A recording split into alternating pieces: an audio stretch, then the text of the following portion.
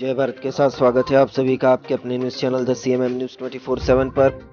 तो morning headlines और breaking news में जानेंगे देश और दुनिया की कुछ चुनिंदा महत्वपूर्ण खबरें।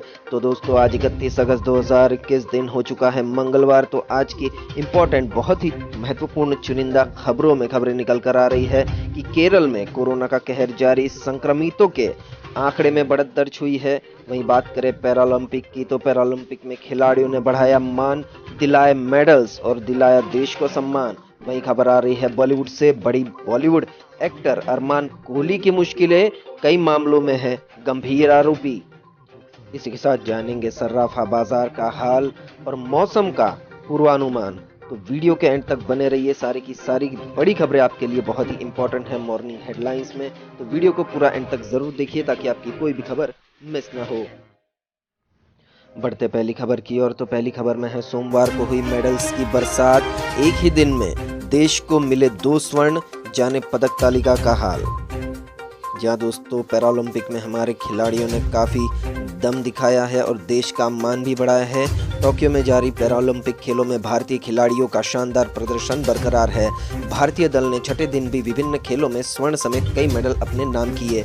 सोमवार को एक ही दिन में भारत की झोली में 2 स्वर्ण पदक आए। इसके अलावा 2 रजत और 1 कांस्य पदक भी मिले, जिसके साथ ही देश के पदकों की संख्या बढ़कर 7 हो गई। भारत की तरफ से सबसे पहले अवनी लखेरा ने निशानेबाजी में विश्व रिकॉर्ड के साथ गोल्ड जीता। इसके बाद चक्का फेंक में योगेश कथुनिया ने रजत पदक जीता। भाला फेंक के अलग अलग स्पर्धाओं में इसके बाद भारत को सुमित अंतिल के स्वर्ण पदक समेत कुल 3 मेडल मिले। तो बहुत ही गर्व भरी खबर है हमारे लिए। भारत के दिव्यांग पैरालंपिक खिलाड़ियों ने देश का मान बढ़ाया है। बढ़ते अगली खबर की और अगली खबर में है आपके नाम पर देश में कितने चल रहे हैं मोबाइल नंबर। ट्राई की इस सर्विस से घर बैठे तुरंत करें पता। जी हाँ दोस्तों, अब आपको यदि पता नहीं है कि आपके डॉक्यूमेंट्स, आधार कार्ड वगैरह से कितने मोबाइल नंबर चल रहे हैं इस देश में, दुनिया में, तो आप ये जान सकते हैं ट्राई की वेबसाइट से। देखते खबर में क्या है। आपके आईडी या आधार पर कितने मोबाइल रजिस्टर्ड है, इसका पता करने के लिए दूरसंचार नियामक ट्राई ने एक सेवा telecom analytics for fraud management and consumer protection की शुरुआत की है। इसका मकसद सुरक्षा को मजबूत करते हुए उपभोक्ताओं को सशक्त बनाना है। पेटीएम के संस्थापक विजय शेखर शर्मा ने भी ट्राई डॉट की इस सेवा की बहुत तारीफ की है। उन्होंने अपने ट्वीट में कहा कि ट्राई डॉट द्वारा बहुत ही उपयोगी सेवा शुरू की गई है, जिसको आप tfcop.digitelecom.gov.in की वेबसाइट पर जाकर अपना मोबाइल नंबर दर्ज कीजिए। आपके मोबाइल नंबर पर प्राप्त होने वाली OTP को जैसे ही आप वेबसाइट में एंटर करेंगे, वैसे ही तुरंत आपको आपके आधार नंबर पर खरीदे गए सभी मोबाइल नंबर्स की जानकारी और सिम कार्ड्स की जानकारी प्राप्त हो जाएगी। तो बहुत ही अच्छी सेवा शुरू की गई है ट्राई से। बढ़ते अगली खबर की ओर, तो अगली खबर में है बाजार नए रिकॉर्ड स्तर पर, एक दिन में 3.56 लाख करोड़ रुपए बढ़ी निवेशों की संपत्ति। यहाँ दोस्तों, निवेशकों की संपत्ति बढ़ चुकी है और शेयर बाजार नए रिकॉर्ड स्तर पर है। उसी से रिलेटेड ये न्यूज़ है। शेयर बाजार एक बार फिर नए रिकॉर्ड स्तरों पर पहुंच गया। तेजी की मदद से बाजार में निवेशकों की संपत्ति का कुल मूल्य एक दिन में 3.56 लाख करोड़ रुपए बढ़ गया है। वहीं बीते 3 सत्र में मार्केट कैप 5.76 लाख करोड़ रुपए बढ़ा है। इसके साथ ही BSE पर लिस्टेड सभी कंपनियों का कुल बाजार मूल्य भी नए रिकॉर्ड स्तरों पर पहुंचने के साथ 250 लाख करोड़ रुपए के स्तर के करीब पहुंच गया है। बढ़ते अगली खबर की ओर, अगली खबर है पंजाब की सियासत से। एक दिन के विधानसभा सत्र से पंजाब के लोगों की समस्या का समाधान नहीं होगा, नवजोत सिंह सिद्धू ने दिया बयान। जहाँ दोस्तों, कांग्रेस की पंजाब इकाई के अध्यक्ष नवजोत सिंह सिद्धू ने सोमवार को राज्य विधानसभा के विशेष सत्र की अवधि बढ़ाने की मांग करते हुए एक दिन के सत्र से लोगों की समस्या का समाधान नहीं होगा, ये कहा है। उल्लेखनीय है कि गुरु तेग बहादुर के 400वें प्रकाश पर्व के मौके पर 3 सितंबर को पंजाब विधानसभा का विशेष सत्र बुलाया गया है। पंजाब में मुख्यमंत्री अमरिंदर सिंह और कांग्रेस की राज्य इकाई के अध्यक्ष सिद्धू के बीच खींचतान चल रही है। क्रिकेट से राजनीति में आए सिद्धू ने सरकार से उपभोक्ताओं को बिजली की दरों में राहत देने के लिए ऊर्जा नियामक को निर्देश देने की मांग सोमवार को ट्विटर के जरिए की है। बढ़ते अगली खबर की और अगली खबर में है असम में बाढ़ की स्थिति और बिगड़ी, 2 लोगों की मौत, 3.65 लाख लोग हुए प्रभावित। असम में बाढ़ की स्थिति सोमवार को और बिगड़ गई, जिससे 2 लोगों की जान चली गई और 17 जिलों में 3.63 लाख से अधिक लोग प्रभावित हुए हैं। यह जानकारी एक आधिकारिक बुलेटिन में दी गई। असम राज्य आपदा प्रबंधन प्राधिकरण के अनुसार बारपेटा जिले के चेंगा और मोरीगांव के मायोंग में बाढ़ के पानी में एक बच्चे डूब गए। ASDMA ने कहा कि बारापेट, विश्वनाथ, कछार, चिरांग, दरांग, धेमाजी, धुबरी, डिब्रूगढ़, गोलाघाट, जोरहाट, कामरूप, पश्चिम कार्बी, आंगलोंग, लखीमपुर, माजुली, मारीगांव, नालगांव, लालबाड़ी, शिवसागर, सोनीपुर, दक्षिण सालमारा और तिनसुकिया जिलों में बाढ़ से 3,63,100 से अधिक लोग प्रभावित हुए हैं। लखीमपुर सबसे अधिक प्रभावित जिला माना जा रहा है, जहां 1.3 लाख से अधिक बाढ़ से प्रभावित लोग हैं। इसके बाद माजुली में लगभग 65,000 लोग, दरांग में 41,300 से अधिक लोग प्रभावित हुए हैं। तो गुवाहाटी से ये खबर आई है, असम की स्थिति काफी बिगड़ चुकी है बारिश के चलते। बढ़ते अगली खबर की और अगली खबर में है, विदेश मंत्री एस जयशंकर ने UAE के राष्ट्रपति के सलाहकार से बातचीत की। विदेश मंत्री एस जयशंकर ने सोमवार को संयुक्त अरब अमीरात के राष्ट्रपति शेख खलीफा बिन जायद अल नाहयान के कूटनीतिक सलाहकार अनवर गर्शग से बातचीत की। अनवर गर्गश से बातचीत के दौरान जो आपसी हितों की क्षेत्रीय चिंताओं पर यह बातचीत केंद्रित थी। माना जा रहा है कि जयशंकर और गर्गश ने खाड़ी क्षेत्र की समग्र स्थिति के अलावा अफगानिस्तान संकट पर भी विचार विमर्श किया। जयशंकर ने ट्वीट किया कि UAE के राष्ट्रपति के कूटनीतिक सलाहकार डॉक्टर अनवर गर्गश की स्वागत कर खुशी महसूस हो रही है। यह हमारे संबंधों में तेजी से हो रही प्रगति को रेखांकित करता है। आपसी हितों की क्षेत्रीय चिंताओं पर चर्चा हुई। UAE के वरिष्ठ राजनयिक का भारत दौरा ऐसे समय हो रहा है जब काबुल पर तालिबान के कब्जे के बाद अफगानिस्तान में तेजी से घटनाक्रम बदल रहे हैं। तो ये अंतर्राष्ट्रीय खबर है। बढ़ते अगली खबर की और अगली खबर में है, कल सुप्रीम कोर्ट के 9 जजों को शपथ दिलाएंगे CJI। टीवी पर होगा लाइव प्रसारण। Chief justice of India CJI NV Raman मंगलवार को 3 महिला जज सहित 9 नए जजों को सुप्रीम कोर्ट के जज के रूप में पद की शपथ दिलाएंगे।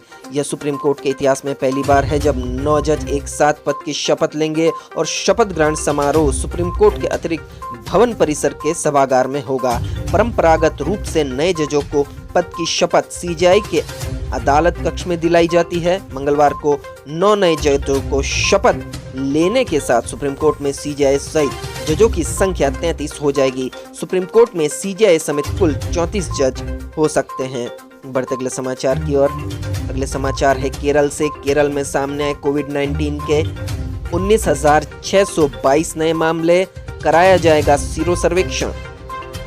तो केरल में कोरोना का प्रकोप अभी भी जारी है। 19,622 नए मामले केरल में आए हैं। देखते खबर में क्या है। तिरुवनंतपुरम से ये खबर आई है, केरल में सोमवार को कोविड-19 से 132 और मरीजों की मौत के बाद मृतकों की तादाद 20,673 पर पहुंच गई, जबकि 19,622 नए मामले सामने आने के साथ ही कोरोना वायरस संक्रमितों की कुल संख्या बढ़कर प्रदेश में 40,27,030 हो गई है। राज्य की स्वास्थ्य मंत्री वीणा जॉर्ज ने एक विज्ञप्ति में यह जानकारी दी। केरल के बीते 24 घंटों के दौरान 1,17,216 नमूनों की कोविड-19 जांच होने के साथ संक्रमण की दर 16.74% हो गई है। राज्य में अब तक संक्रमितों का आंकड़ा देखें तो 3,13,92,529 नमूनों की कोविड-19 जांच हो चुकी है। तो केरल में काफी कोरोना का प्रकोप अभी भी जारी है। बढ़ते अगली खबर की और अगली खबर में है, दिल्ली के उप मुख्यमंत्री मनोज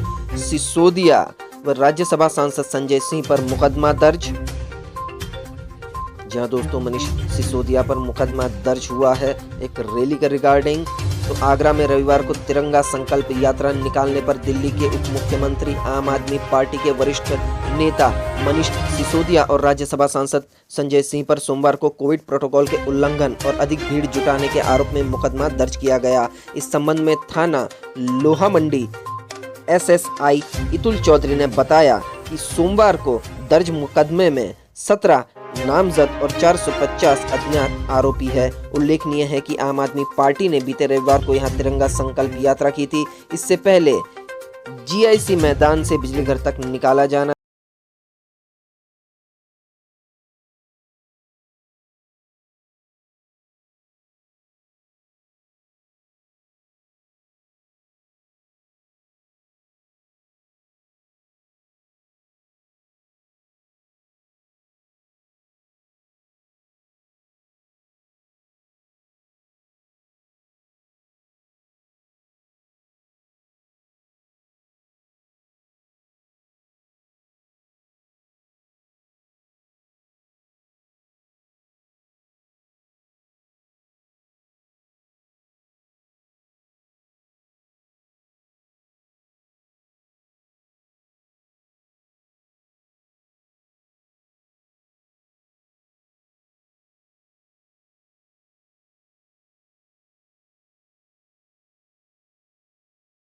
पर पूरे देश को गर्व है। प्रधानमंत्री नरेंद्र मोदी ने टोक्यो ओलंपिक में पैरालंपिक में स्वर्ण पदक जीतने पर सुमित अंतिल को बधाई दी है। उन्होंने कहा कि पैरालंपिक में सुमित अंतिल के रिकॉर्ड तोड़ प्रदर्शन पर देश को गर्व है। सुमित को स्वर्ण पदक जीतने के लिए बधाई और भविष्य के लिए शुभकामनाएं। आपको बता दें कि पुरुषों की जेवलिन थ्रो में सुमित अंतिल ने 68.55 मीटर के विश्व रिकॉर्ड के साथ स्वर्ण पदक जीता है।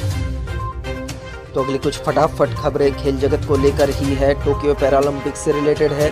तो जेवलिन थ्रो में लगातार 2 बार वर्ल्ड रिकॉर्ड तोड़ते हुए सुमित ने दिलाया दूसरा गोल्ड मेडल। जी हाँ दोस्तों, भारत के पैरा एथलीट सुमित अंतिल ने जेवलिन थ्रो के F42 इवेंट में गोल्ड मेडल जीतकर इतिहास रच दिया है। ये टोक्यो पैरालंपिक में भारत का दूसरा गोल्ड मेडल है। सुमित अंतिल 3 बार वर्ल्ड रिकॉर्ड तोड़ते हुए गोल्ड मेडल अपने नाम कर चुके हैं। सुमित का बेस्ट थ्रो 5वें प्रयास में आया, जिसमें उन्होंने 68.55 मीटर का थ्रो फेंका। इसी के साथ भारत ने टोक्यो पैरालंपिक में अब तक 7 पदक जीत लिए हैं। इस टूर्नामेंट में अब तक 2 गोल्ड और 4 सिल्वर और 1 ब्रॉन्ज मेडल अपने नाम भारत कर चुका है। बढ़ते अगली खबर की ओर, विनोद कुमार के कांस्य पदक को किया कैंसिल। जानिए क्या है इसकी वजह। जी हाँ दोस्तों, पैरालंपिक में विनोद कुमार के कांस्य पदक को कैंसिल कर दिया है। उसी से रिलेटेड ये खबर है। भारत के चक्का फेंक एथलीट विनोद कुमार ने सोमवार को टूर्नामेंट के पैनल द्वारा विकार के क्लासिफिकेशन निरीक्षण में अयोग्य पाए जाने के बाद पैरालंपिक के पुरुषों की F52 स्पर्धा का कांस्य पदक गवा दिया है। बीएसएफ के 41 साल के जवान विनोद कुमार ने रविवार को 19.91 मीटर के सर्वश्रेष्ठ थ्रो से एशियाई रिकॉर्ड बनाते हुए पोलैंड के पियोट्र कैसोविच और क्रोएशिया के विल्मिर सेंडोर के पीछे तीसरा स्थान हासिल किया था। लेकिन हालांकि किसी प्रतिस्पर्धी ने इस नतीजे को चुनौती दी। आयोजकों ने बयान में कहा कि पैनल ने पाया कि एनपीसी राष्ट्रीय पैरालंपिक समिति भारत के एथलीट विनोद कुमार को स्पोर्ट्स क्लास आवंटित नहीं कर पाया और खिलाड़ी को क्लासिफिकेशन पूरा नहीं किया चिन्हित किया गया। एथलीट इसलिए पुरुषों की F52 चक्का फेंक स्पर्धा के अयोग्य अयोग्य है और स्पर्धा में उसका नतीजा अमान्य ठहराया गया। फिर भी ये हिम्मत नहीं हारे हैं। फोन पर जब इनकी फैमिली से बात हुई तो इन्होंने बड़े ही जोश भरे अंदाज में कहा कि मैं फिर कोशिश करूंगा और भारत के लिए पदक जरूर लाऊंगा। तो ये पैरालंपिक से खबर आ रही है, जोश भरी विनोद कुमार का कांस्य पदक कैंसिल होने के बाद भी इस भारतीय सेना के जवान ने अपनी हिम्मत नहीं हारी है। बढ़ते अगली खबर की और, अगली खबर में है देवेंद्र झाझरिया ने भाला फेंक में हासिल किया सिल्वर, सुंदर सिंह को मिला ब्रॉन्ज। जहाँ दोस्तों, पैरालंपिक में बार बार हमें हमारे खिलाड़ियों की मेहनत से सम्मान मिल रहा है। तो इसी से रिलेटेड एक और खबर आई है। भारत के देवेंद्र झाझरिया और सुंदर सिंह गुर्जर ने यहाँ चल रहे टोक्यो पैरालंपिक में शानदार प्रदर्शन करते हुए भाला फेंक 46 वर्ग में क्रमशः रजत और कांस्य पदक अपने नाम किया। देवेंद्र और सुंदर के पदक जीतने के साथ ही भारत ने इस पैरालंपिक में अब तक 7 पदक जीत लिए हैं। बढ़ते अगली खबर की और, अगली खबर में है योगेश कथुनिया ने चक्का फेंक में जीता सिल्वर मेडल। या दोस्तों, टोक्यो से यह खबर आई है। भारत के योगेश कथुनिया ने पुरुषों की चक्का फेंक स्पर्धा के F56 वर्ग में इस सत्र का अपना सर्वश्रेष्ठ प्रदर्शन करते हुए रजत पदक जीता है। 8 साल की उम्र में लकवाग्रस्त होने वाले योगेश ने अपने छठे और अंतिम प्रयास में 44.38 मीटर चक्का फेंककर दूसरा स्थान हासिल किया है। बढ़ते अगले समाचार की ओर, अगले समाचार में है आजादी महोत्सव पोस्टर से नेहरू की फोटो हटने पर विवाद। गहलोत बोले, नेहरू ने आजादी की लड़ाई में 9 साल जेल में गुजारे, सावरकर ने ब्रिटिश एजेंट के रूप में काम किया। आज़ादी के अमृत महोत्सव पर भारतीय इतिहास अनुसंधान परिषद के पोस्टर पर सियासी विवाद शुरू हो गया है। पोस्टर पर पूर्व प्रधानमंत्री पंडित जवाहरलाल नेहरू की फोटो नहीं लगाने और वीर सावरकर का फोटो लगाने को लेकर बयानबाजी शुरू हो गई है। मुख्यमंत्री अशोक गहलोत ने नेहरू का फोटो नहीं लगाने पर केंद्र सरकार को निशाने पर लिया है। साथ ही सावरकर की देशभक्ति पर भी सवाल उठाए हैं। गहलोत सरकार ने सावरकर को ब्रिटिश एजेंट और गद्दार कहा है। राजस्थान के मुख्यमंत्री अशोक गहलोत ने बयान जारी कर कहा है कि पोस्ट में पंडित जवाहरलाल नेहरू की तस्वीर नहीं होना निंदनीय है। यह केंद्र सरकार की छोटी सोच का प्रदर्शन भी है। पंडित नेहरू आजादी की लड़ाई के दौरान 9 बार जेल गए। उन्होंने अपने जीवन के 3259 दिन करीब 9 साल जेल में गुजारे। अंग्रेजों का विरोध करते हुए कई बार उन्होंने बल प्रयोग का सीना तानकर सामना किया। वहीं बात करें सावरकर की तो विनायक दामोदर सावरकर ने जेल जाने के 1 साल बाद ही अंग्रेजों से खत लिख कर माफी मांगना शुरू कर दिया था और कुल 6 बार माफी मांगी और जेल से रिहा होने के बाद उन्होंने अंग्रेजों की एजेंटपना की थी, अंग्रेजों की चापलूसी भी की थी। यह खबर निकल कर आ रही है। ये बयान दिया है राजस्थान के मुख्यमंत्री अशोक गहलोत ने। बढ़ते अगली खबर की और अगली खबर में है लादेन के करीबी का इस्तकबाल। ओसामा का आर्म्स सप्लायर और राजदार अमीन उल हक अफगानिस्तान लौटा, 20 साल पाकिस्तान में गुजारे। जहाँ दोस्तों एक तरफ अफगानिस्तान में अब तालिबान का राज हो चुका है तो तालिबान ये कह रहा है कि हम किसी आतंकवादियों को पनाह नहीं देंगे और अफगानिस्तान की धरती पर आतंकवाद पनपने नहीं देंगे, क्योंकि अफगानिस्तान बहुत बड़ा देश है। आतंकवादियों को यहाँ एक सेफ जगह मिल जाएगी अपनी आतंकी गतिविधियां करने के लिए। तो एक तरफ अफगानिस्तान ये बयान दे रहा है कि हम किसी भी आतंकवादियों को आतंकवादी गतिविधि करने के लिए अफगानिस्तान की जमीन नहीं देंगे, और दूसरी तरफ पाकिस्तान में पनपने वाले सभी आतंकियों को, सभी बड़े आतंकी सरगनाओं को अफगानिस्तान अब शरण दे रहा है। उसी के रिलेटेड ये खबर है। अफगानिस्तान पर तालिबान के कब्जे के बाद खूंखार आतंकियों की भी घर वापसी शुरू हो गई है। अलकायदा के पूर्व सरगना ओसामा बिन लादेन का बेहद करीबी सहयोगी और आर्म्स सप्लायर अमीन उल हक 20 साल बाद अफगानिस्तान के नागरहार प्रांत में स्थित अपने घर पर लौटा है। 9/11 हमले के फौरन बाद लादेन तोरा बोरा की गुफाओं में छिप गया था। उस वक्त अमीन भी उसके साथ था। बाद में वो पाकिस्तान चला गया। एक लग्जरी कार में जब नागरहार लौटा तो उसके समर्थकों ने उसका स्वागत किया और वो कार के अंदर से उनका अभिवादन स्वीकार करता रहा। अमीन के काफिले में कुछ तालिबानी आतंकी भी शामिल थे। बढ़ते अगली खबर की और अगली खबर में है 2 सितंबर तक तरबतर होगा एमपी। तेज बारिश से छिंदवाड़ा में पुल धंसा, बिजली गिरने से टीकमगढ़ में 2 और रीवा में 1 की मौत। भोपाल में भी तेज बारिश।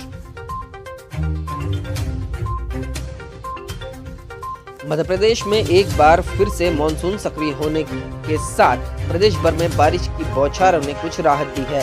टीकमगढ़ के पलेरा गांव में आकाशीय बिजली गिरने से 2 लोगों की मौत हो गई और 3 लोग घायल हुए हैं। भोपाल में देर शाम 6:30 बजे तेज बारिश शुरू हो गई। छिंदवाड़ा में कनान नदी में आई बाढ़ से लोधीखेड़ा में पुल धंस गया। इससे 25 गांवों का संपर्क जिला मुख्यालय से कट गया है। अगले 24 घंटों के दौरान सूखा प्रभावित इंदौर और उज्जैन समेत 17 जिलों में मौसम विभाग ने भारी बारिश का अलर्ट जारी किया है। रविवार को हुई तेज बारिश के चलते कनान नदी में आई बाढ़ से लोधीखेड़ा रंगारी मार्ग पर बने कनान नदी का पुलिया जमीन में धंस गया है। ऐसे में कनान क्षेत्र के 20 से 25 ग्रामीण क्षेत्र का संपर्क टूट गया है। बढ़ते अगली खबर की और अगली खबर में है मानवाधिकार आयोग पहुंचा किसानों पर लाठीचार्ज का मुद्दा। जी हां दोस्तों, करनाल के बसताड़ा किसानों पर पुलिस द्वारा किए गए लाठीचार्ज का मामला मानवाधिकार आयोग तक पहुंच गया है। पंजाब एवं हरियाणा हाईकोर्ट के वरिष्ठ अधिवक्ता रविंद्र सिंह ढूल ने इस मामले को लेकर आयोग को शिकायत भेजी है। एडवोकेट रविंद्र सिंह ढूल ने हरियाणा के चीफ सेक्रेटरी, डीजीपी और करनाल के डीसी, एसपी व एसडीएम आयुष सिन्हा के खिलाफ शिकायत दर्ज की है। मानवाधिकार आयोग को भेजी गई शिकायत में ढूल ने पुलिस ने लाठीचार्ज जो किया है उसका कारण जान गंवाने वाले किसानों के लिए 50-50 लाख रुपए मुआवजा, घायलों के लिए 25-25 लाख रुपए के मुआवजे की अलावा करनाल के एसडीएम आयुष सिन्हा के खिलाफ हत्या व हत्या प्रयास का केस दर्ज कराने की मांग की है। जी हाँ दोस्तों, ये बहुत ही अच्छी पहल है, क्योंकि पुलिस को ये हक ही नहीं है कि वो किसी को टच तक कर सके या बल प्रयोग कर सके। उसी में हरियाणा के जो एसडीएम आयुष सिन्हा है उनका एक विवादित बयान कल आया था। हमने उसके बारे में आपको अपडेट किया था कि उन्होंने ये कहा कि किसानों का सर फोड़ो, मारो, जो भी अंदर घुसता है तो उन्हें लठ दिखाओ और उन पर बर्बरता करो। तो इसी के खिलाफ आयुष सिन्हा के खिलाफ एक अधिवक्ता ने, रविंद्र सिंह धूल ने, इस मामले को लेकर शिकायत दर्ज की है और मुआवजे की भी मांग की है। बढ़ते अगली खबर की और अगली खबर है बॉलीवुड के गलियारों से।